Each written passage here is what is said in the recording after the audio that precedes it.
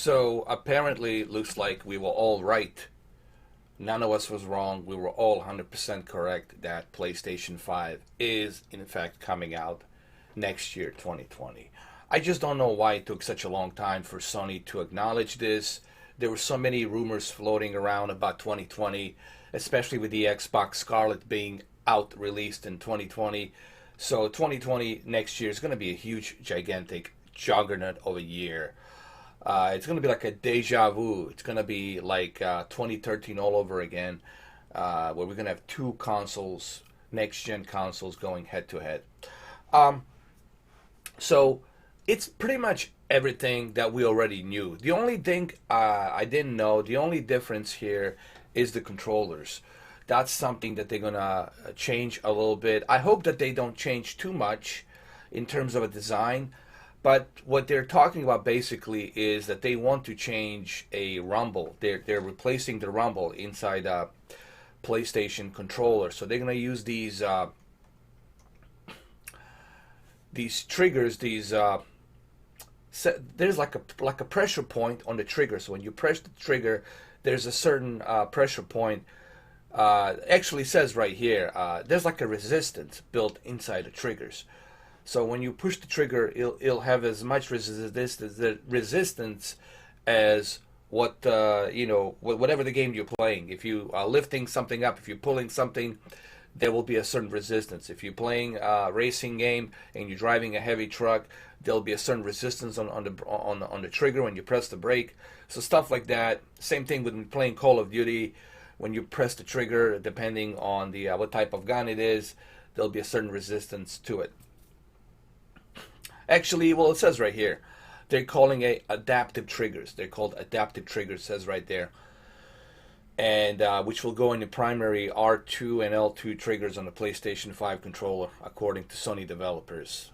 So that's basically what it's doing. And I think this is going to be an interesting thing to try to see how it's going to, because rumbles, it's an old technology. Using a rumble on the controllers, that's an old technology. I think this will be a much more unique experience using this adaptive triggers, because these adaptive triggers will sense and adapt to the environment of the game, and depending on what type of game you're playing. I think it's going to add to a more visceral, more realistic experience. So that's what we know so far about the controller. I don't know how design's going to be, if they're going to have an LCD in there, or what the touch controller, touch sensitive surface is going to be. I don't know what else they're going to put in there. So I just know what I'm reading here, and I'm letting you know what I'm reading. And so far, the only difference that they're saying here is the adaptive triggers, and of course USB-C. They're going to use the USB-C control. So this means that because they're using USB-C, your controller is going to be charged much quicker, much faster, and that's awesome. So that's the first. That's one of the many changes: the controller, the USB-C, the adaptive triggers. The second thing they told us, which is something we already knew, is obviously the SSD drive. And we all know that we'll use an SSD drive, solid state drive, and they're also going to use a 100 gigabyte Blu-ray disc. This is awesome. The fact that they're using a 100 gigabyte Blu-ray disc, that means that they'll be able to store more data on that disc, and you'll be able to install it. But I think Xbox is going to do the same thing as well, as far as the Blu-ray discs. They're going to use these triple layers, 100 gigabyte Blu-ray discs. So the SSD drive, it's another addition, but we already knew about this. So the first thing is the controller. The controller is going to be having a much better charging USB-C abilities. And then on top of that, it's going to have the adaptive triggers, which is going to be very, very awesome to try out and see how it works. The next thing is the solid state drive. Guys, I have solid state drive on my computer. It's like heaven. the way my Windows loads, the way I click on the games, the way I exit the game, the way it loads, like Grand Theft Auto load up just like that, like in seconds, not half a second, like in a couple of seconds, boom, good to go. You guys gonna appreciate the solid state drive so much, so much. You guys have no idea how much you're going to appreciate this console. And you're gonna have to pre-order this console, guys. I'll talk about it at the end of the video, because this console will be difficult to find. PlayStation 5 2020, November or December, whenever they release it, probably November, it will be very difficult to find. Okay, Scarlett you'll be able to find, but PlayStation 5 you'll have a difficult time finding. So pre-order this, and I know you guys will pre-order it. So, so that's something we already knew. We knew about solid state drive, and of course we knew about the AMD CPU. They're going to use the third generation Ryzen line, and we also knew about the GPU NVIDIA Navi hardware they're going to use. So this is all of this stuff that I'm reading for you. This is something we already knew. This is just Sony confirming it.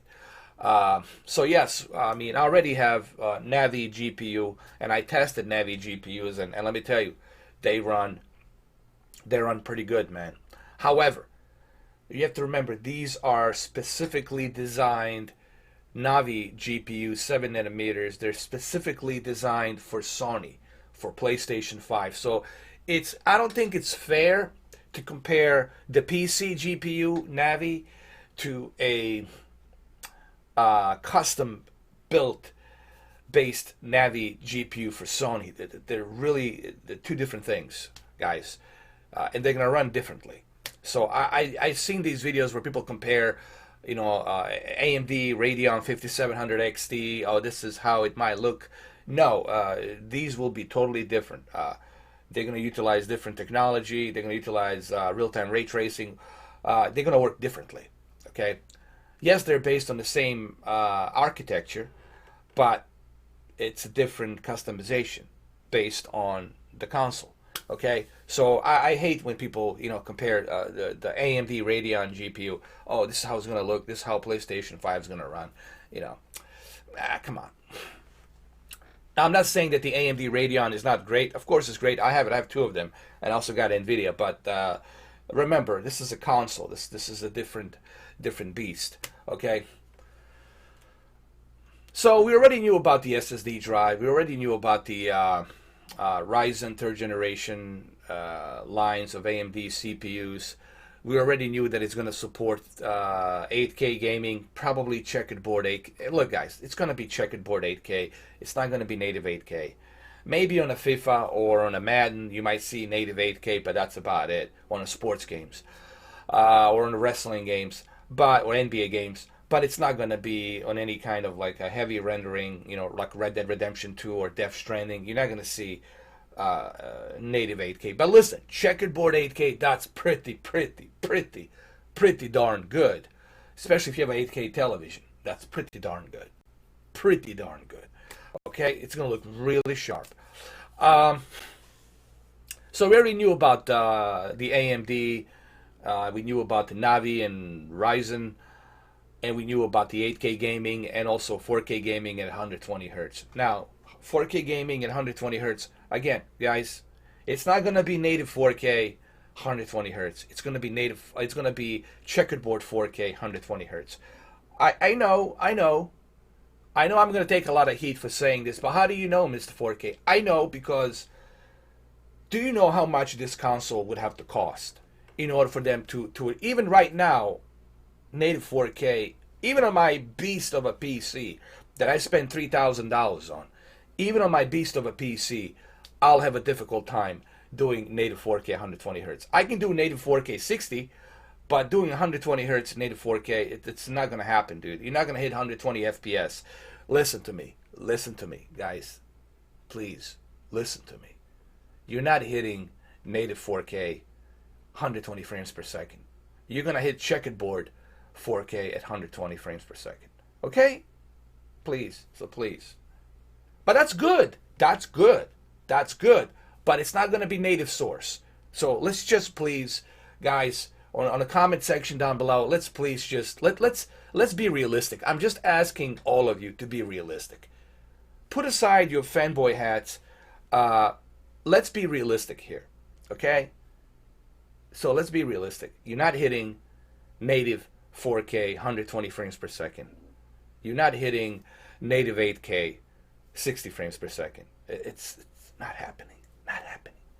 It's not some type of a dynamic resolution, checkerboard resolution, okay, to scale it to that resolution of 4K and 8K, but it's not going to be 120 frames per second. It's not happening. So, all right, so we already knew about that. Sorry, but I had to mention this because I don't want you guys to get the wrong idea. Okay, there's a lot of wrong, there's a lot of trash dump on the internet, and people like to hype everything into oblivion. And if you don't understand how something works, for you as a regular Joe or regular Mary, it's easy for you to believe it. It's easy for you to buy right into it because you don't understand how something works. So whatever somebody says who has a fanboy hat, you're going to believe it automatically. You know, even though you don't understand that technically that's not going to be possible. All right? So, listen, this is everything that we already knew. So I'm really, the only thing that kind of surprised me was the controller. That's a welcome addition. So the only thing that we didn't know was the controller, that the controller is going to have the adaptive triggers, where there's going to be resistance on the trigger, the pressure points on the trigger. But everything else we already knew about. So, look, you know, I'm not shocked about this. I'm not surprised. I'm just kind of like, it's about time, Sony, come on. I was only complaining to Sony about what's taking so long. Why don't you just say it already, Jesus? I mean, Scarlett already said they're releasing their console on 2020 November. And I guarantee you, the same November date it's going to be for the PlayStation. I think they're going to be like 1 week difference between each other, but they're going to be released in November. I guarantee you both Scarlett and PlayStation 5 going to be released in November. Probably 1 week window between each other in November. So this is nothing that we haven't already knew. This is just Sony doing what they should have done long time ago. They should have confirmed this long time ago. Like, finally Sony confirms it. Like, Jesus, you know, if I was the CEO of Sony, with all these rumors running around, say, Jesus Christ, let's just tell the people that it's coming. Tell them it's true. This is what we got. It's coming November 2020. Just tell us already, you know. So I'm glad that Sony finally it has announced this, and it's coming 2020. Listen, next year it's going to be a juggernaut of a year. Not only do we have all these streaming services, including PlayStation Now, I mean, there's so much stuff. And then next year, holidays 2020, going to be probably the best holiday season ever. Ever. Ever. It's going to be a juggernaut. 2020, it's going to be a juggernaut of a holiday season. Let's hope that we're all healthy, that we all are in you know, let's hope that we live that we live to see everybody, because you don't know, man, you don't know. You always got to take care of your health. Sometimes, you know, you don't know. You can't take life. You have to be realistic. You know, a lot can happen between now and November. So God bless us all. You know, may we all be blessed and stay healthy and be safe. Because I don't know, man, we live in such an unpredictable world. There's so much happening. It's as much as I'm excited about technology, guys, as much as I'm excited about the consoles that are coming out next year, 2020, I'm also not turning a blind eye to what's going on in the real world. And we got a lot of, it's a very strange times we're living in. I'm not going to get into that, but it's a very uneasy time. very uneasy time, very unpredictable time of stuff that's happening, and I would love to see 2020 to be the year of peaceful minds. I want to say that. Let the 2020 be the year of peaceful minds. Let the peaceful mind prevail. That's the only thing I'm just wishing for 2020. But anyway, as far as technology, man, technology it's rapidly developing, advancing, guys. This is the greatest time to be alive as far as technology. There's so much out there, guys. There's so much. It's insane. It's just simply insane. I'm an old geezer. I'm 40 years old. This ugly mug, and I'll be 41 in 2020. And for me, to see this technology, because I'm coming from Spectrum ZX and Commodore 64 era and Atari era, and Amiga 500 era from early 80s, and to see how technology has advanced and developed is truly, it's like Joe Rogan says, it's really the greatest time to be alive in terms of technology. But at the same time, it's also an uneasy time. We got a lot of stuff happening in the real world that we just can simply ignore. So I'm aware of that. I'm aware of what's going on. I don't want to base my opinion on it, but I'm aware of what's going on. Like I said, I would love to see a peaceful minds prevail in 2020 so that we can enjoy this technology, and that we can enjoy our lives, because the idea of life is for us to be healthy state of mind, and move forward. This shouldn't be that difficult, guys. And I think we as human beings, we can achieve this if we all agree that, hey, we all share the same planet. We're all human beings. We all go to the bathrooms. We all take a fart. We all smell. We're all humans, and we shouldn't hold ourselves to higher standards. We should look at ourselves as human beings, man, because that's how they look at us. They up there, that's how they look at us, as one species. They don't look at us as, oh, you are from this country, from that country, you're this color, you're that color. They look at us as one species, man. But anyway, I don't want to get into that. Like I said, PlayStation 5, it's just going to be a juggernaut of a console. Pre-order this. You're going to have to pre-order this console as soon as they announce it. As soon as they say pre-order starts now on the Amazon, you click pre-order. As soon as whoever announced it, because Sean Lade is not going to be there. He's retired. He's gone.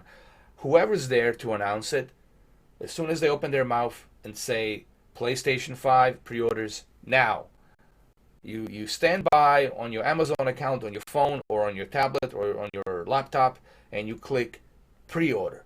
Click immediately pre-order. As soon as he opens his mouth and says pre-order now, you pre-order. And pre-order that sucker immediately. Like half a second. As soon as he says pre-order, you pre-order. Because if you don't pre-order the PlayStation 5, guys, 2020 holiday season is going to suck for you, because you're not going to have it. You're not going to have the PlayStation 5. You'll have to buy it on eBay for like $1,500, $2,000, or $3,000. Good luck doing that crap. Because there will be people out there who are going to buy these consoles in bundles, and they're going to sell them on eBay for a higher price. There's douchebags out there who do that. There's douches out there who do that crap. Unfortunately, that's how it is. But that's why you need to pre-order this console. As soon as they announce it, you click pre-order, and you pre-order this sucker immediately. Okay, well, there you have it, guys. I hope you like this vlog. And look, this is nothing that we haven't already knew. PlayStation 5, everybody knew it's coming 2020. So we were all correct. So tap yourself on the back. We were all correct. We were all correct. Okay, as a matter of fact, I was wrong. When I said 2021, I made a mistake, so I was wrong about 2021. So it's 2020, Well, there you have it, and have a good one, guys. Take care.